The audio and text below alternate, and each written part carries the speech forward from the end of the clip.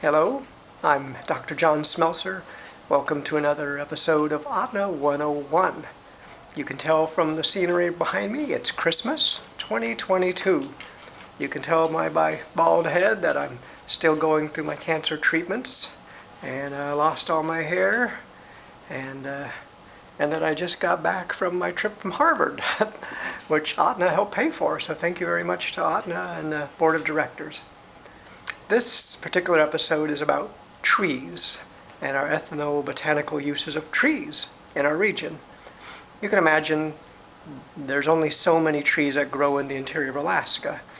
There's trees that grow in the southeast of Alaska, very different. You know, the big redwoods and cedars, we don't have those, so we don't even have the words for them.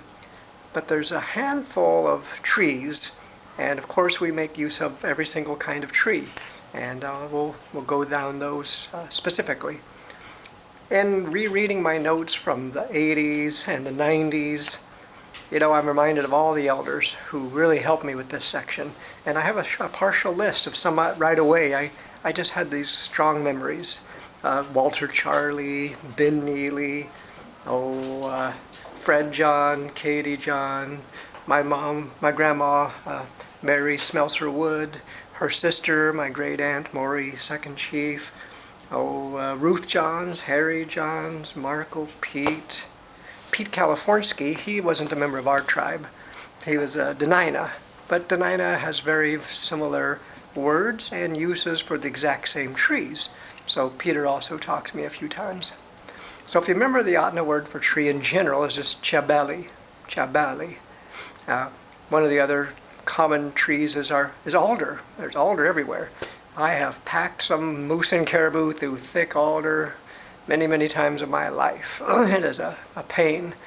And alder, as you know, doesn't grow very big, but it grows in big tangled areas, especially in more lower boggy areas. And we use the alder wood especially for smoking salmon.